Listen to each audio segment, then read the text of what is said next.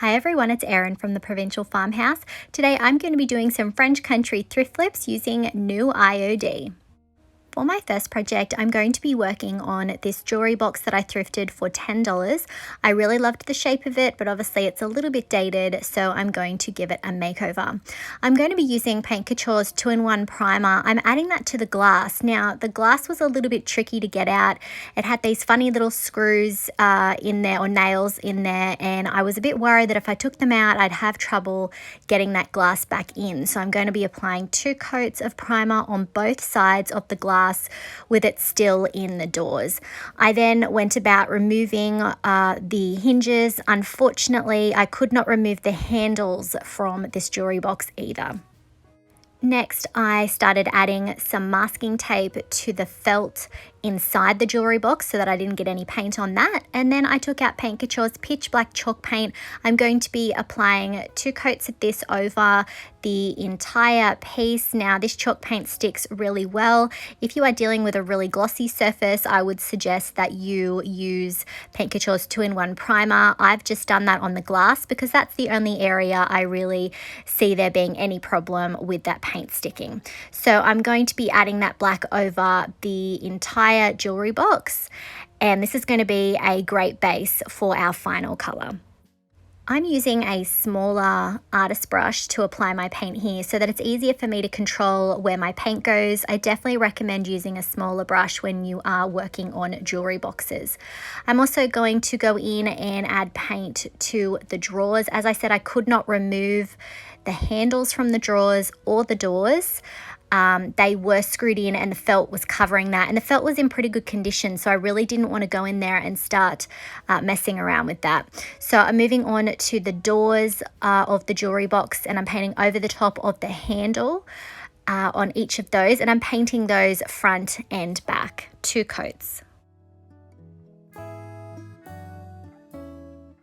I'm of course going to also be painting the back of the jewelry box.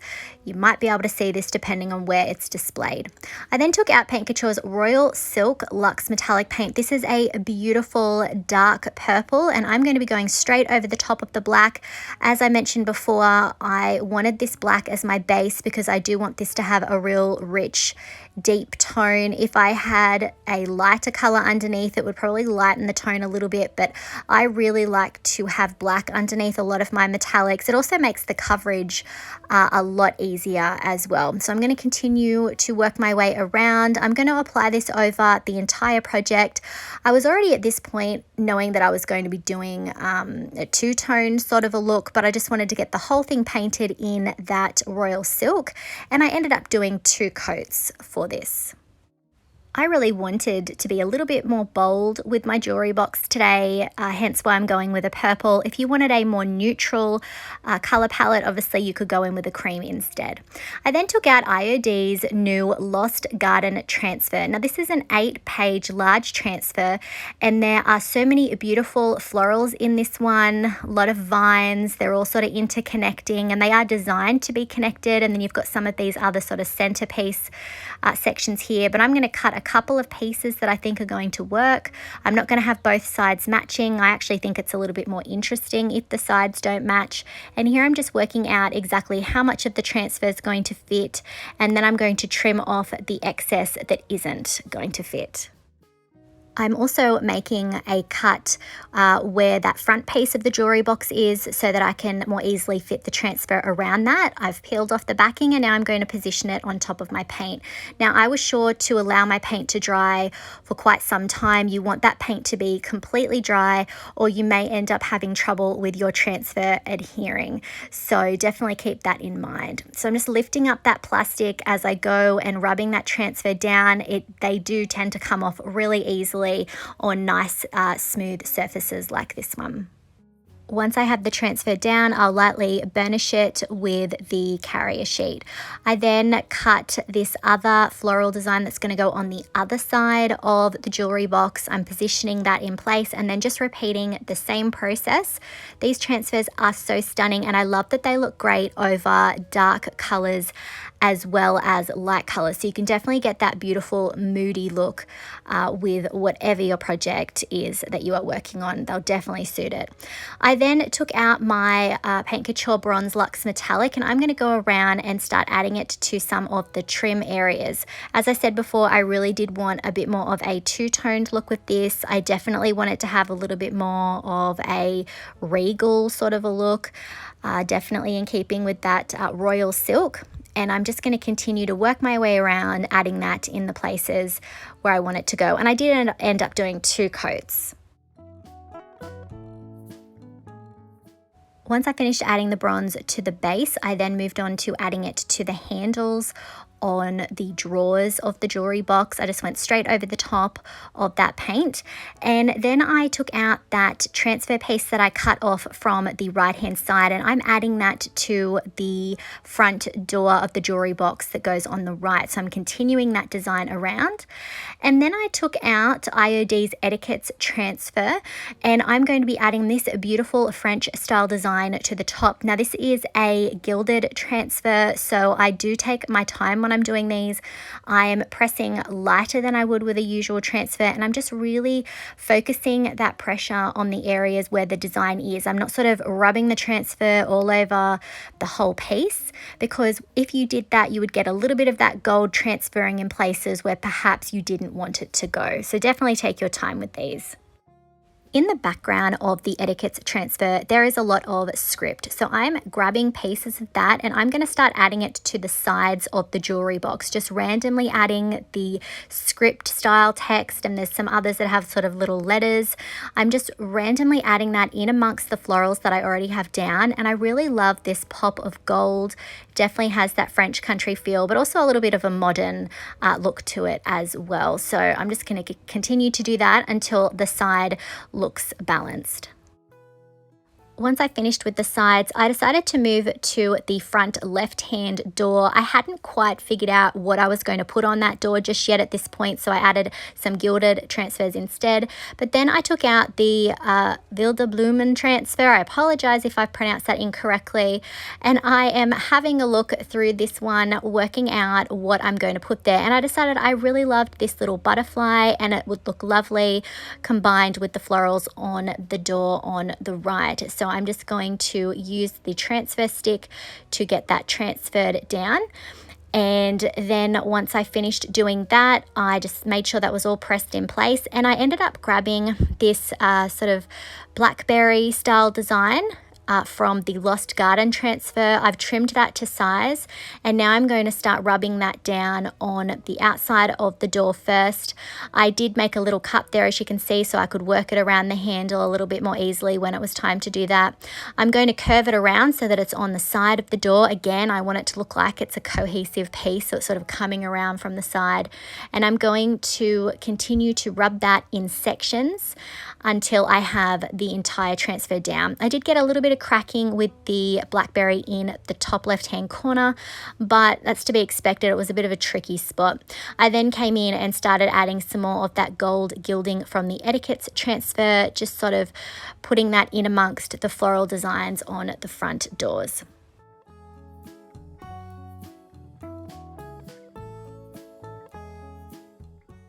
Once I was happy with how that looked, I then took out my Paint Couture Extreme Guard in satin, and I'm going to be using that to seal the entire jewelry box. So this is going to seal in all of my transfers and protect them.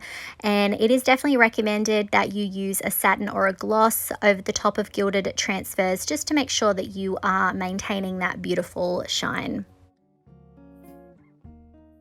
Once I was finished sealing everything and it was dry, it was time to put all of the pieces back together. So I'm going to add the hinges back to each of the doors, and of course the little magnets as well. I definitely recommend keeping all those little bits and pieces in a Ziploc bag while you're working on a project like this. And then it was time to add the doors back to the jewelry box, and you can see I've already removed the masking tape. And here's a look at the finished jewelry box.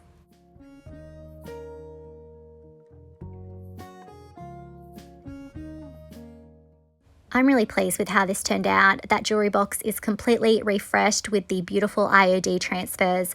Let me know what you think of this in the comments.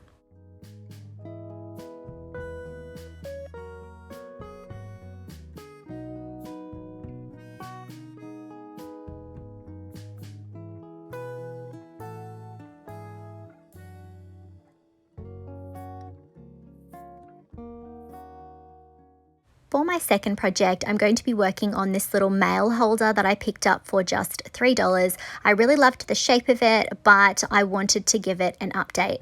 I'm going to add some cornstarch to a plastic sheet there, and then I'm going to be rolling out some IOD Air Dry Clay. This is just some that I had left over. I'm rolling that out until it's about, I would say, maybe 2 mil thick, and then I'm going to add some of my Sealy's Quickset wood glue to the front part of the mail holder, and then I'm going to lay the clay over the top of that and gently press it down. I am then going to be taking my palette knife and using that to cut off the excess down the bottom first. And then I'm going to be working my way around the shape, removing that excess. Now this was a little bit more involved, and I was sort of pressing the clay down so I could see those edges a bit more easily. But because it's a curved surface and there was a lot of ridges around the front edge there, I did have to take my time. It took a little bit more time to make sure that I was cutting the clay off exactly where I wanted it to go.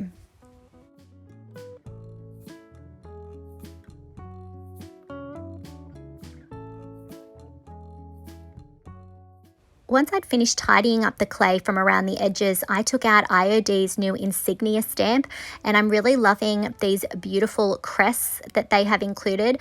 And I'm going to pick one of the round designs, position it in the middle, and then press it down into my wet clay. So we're making an impression here using the stamp. So I'm working my way around the stamp, applying pressure, making sure that I'm getting a good impression, and then pulling it back. I then used a wet wipe to go around and gently rub and sort of erase any of the lines from the outside of the stamp that I didn't want to be there. The next day I came in with Paint Couture's Italian Ivory mineral paint. I'm applying that over the top of the entire mail holder, so straight over the top of that clay and obviously all of those other areas. It did end up taking me 3 coats. That green is quite dark, so I just wanted to make sure that was completely covered. I'm using a smaller artist brush for this just to make sure that I'm not overdoing it with how much paint I'm using. And then once that was completely dry, I took out Paint Couture's Bronze Luxe Metallic, and I'm going to be going around the ornate edges that are on this mail holder, and I'm really sticking to those sections and adding that beautiful bronze, really framing it out. And I ended up doing 2 coats of the bronze to get the coverage that I wanted.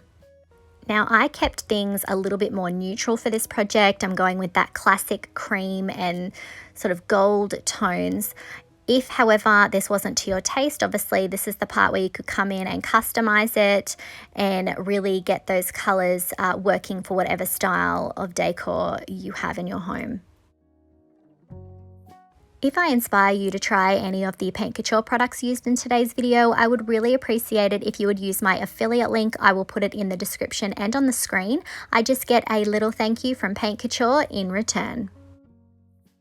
Once the bronze was dry, I took that same stamp back out from the Insignia pack, and I am adding IOD's permanent black ink over the top of that. I'm repositioning it where I had it before and then pressing it down into the impression that we've already made. So this is going to give the design more definition, but I don't want it to be too over the top, so I'm going to pull a little bit of that back with a wet wipe just so it's not super intense. We're going to be using Glaze in a little bit, but adding this definitely will show up a lot of those details a bit better.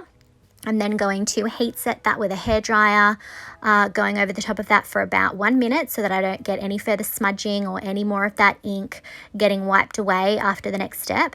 And then I took out Paint Couture's Van Dyke Brown Glaze, and I'm going to be using that and really focusing that in the impression details that are in the clay, really working that in there. And I'm then going to be using a wet wipe to wipe it away. Now, the mineral paint has a built-in sealer, so this is definitely a lot easier to do when that's the case. If you are not using something with a built-in sealer, I suggest working in smaller sections or sealing it first. As you can see, I am using a wet wipe to pull back a lot of that glaze, but allowing it to sit down in the impression that we made, and I love how it's bringing out those details. And then I'm going to continue to add that glaze on the rest of the mail holder. I don't want it to be too dark, but I do want it to have that look of age that I really love to do. Obviously, if this isn't to your taste, you could leave that out. I then took out a page from IOD's Countryside Memoirs stamp. Now this is a beautiful little swallow design. I'm going to ink that up and press that in the center of that Insignia stamp. Just applying pressure, always have one hand in place as that pressure is sort of moved around the design, and then I'll pick that straight up. Next, I took out a wet wipe. I'm going to erase some of the details that have gone over the frame, the insignia frame a little bit. I don't think we need to see all of the little birdie's wings overlapping there, and I'm also lightening up some of the other sections of the bird. And here's a look at our finished mail holder.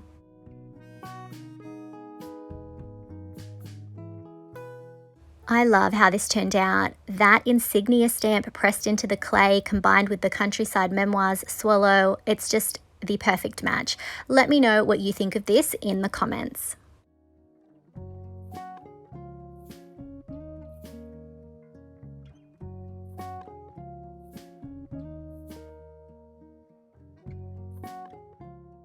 Finally today, I decided that I would create some postcards to go with my French country mail holder. So here I am cutting some card to size, and I'm going to be using IOD's Ephemeral type stamp. I'm going to begin by adding this cut postal French style stamp. I'm using IOD's permanent black ink on that, and I'm going to be positioning that stamp up the top. I am going to be using a thin mount for this. When I'm working on a flat surface like card, I do like to have this. It just gives that stamp a little bit more stability. I'm then going to use the lines that are from that same stamp, and I'm going to add those. I do want this to look like a postcard, so I'm going to be adding a couple of these there. And I am trying not to get that little vertical line in this design, so just skipped that section. I'm then going to be using this little script here. Again, this is all from the Ephemeral type stamp, and I'm positioning that as best I can on the lines. It doesn't quite line up perfectly, but that doesn't matter. And then I'm going to add this other script sort of signature style design underneath.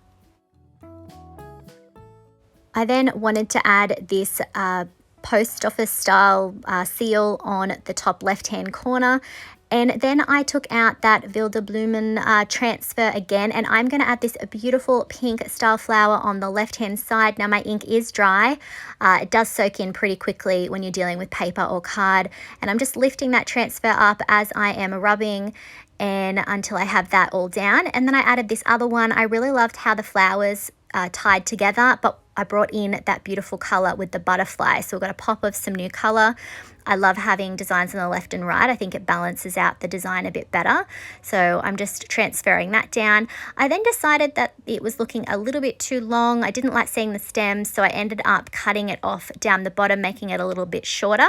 And then I took out the baby wipe that I was using with the glaze in the previous project, and I'm just dabbing that over the top of the fake postcard there, just to give it some age, give it a darker tone.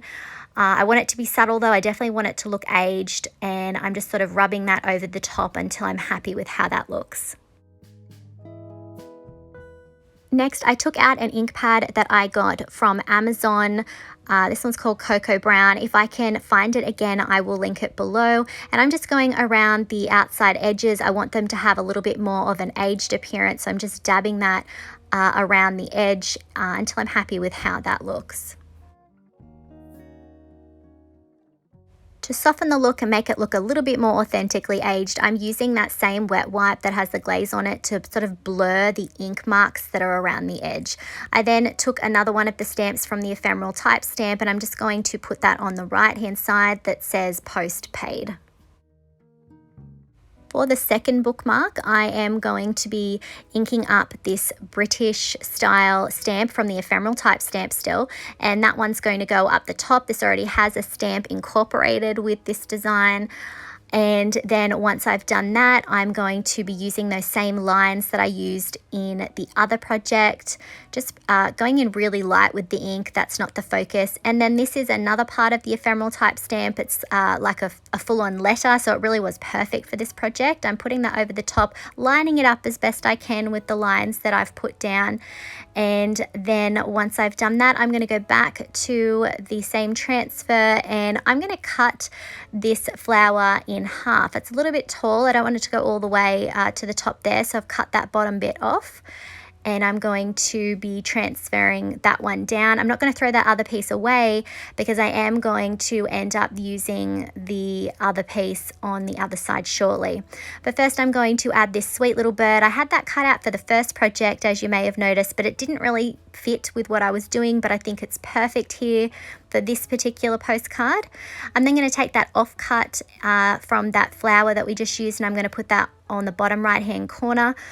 And then once I'm finished doing that, I did decide that I would cut another flower out. I'm sort of sticking with purples and sort of green and yellow tones for these. I'm going to trim that to size, so having that sort of peeking out from the right hand side, I'm going to transfer that one down. And then I'm going to be repositioning some of the leaves that I cut off. So I'm going to trim them until they work for my project. So I'll trim off that bit on the right and then I'm going to add that transfer in place.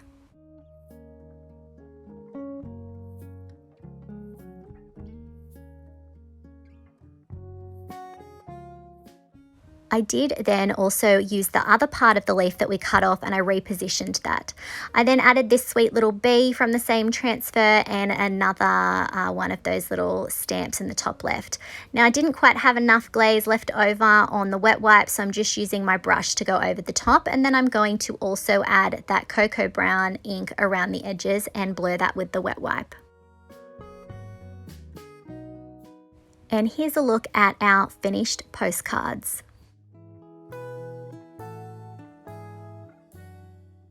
I love how this turned out. I think they go perfectly with my mail holder. Let me know what you think of these in the comments.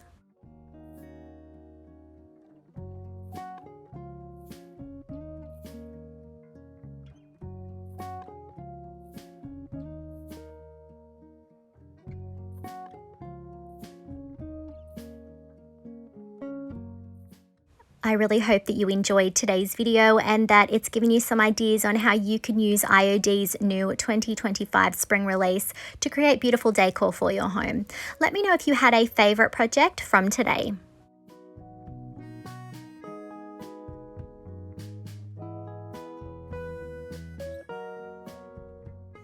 If you enjoyed today's video, I would really appreciate it if you would hit that like button, comment, and share it out.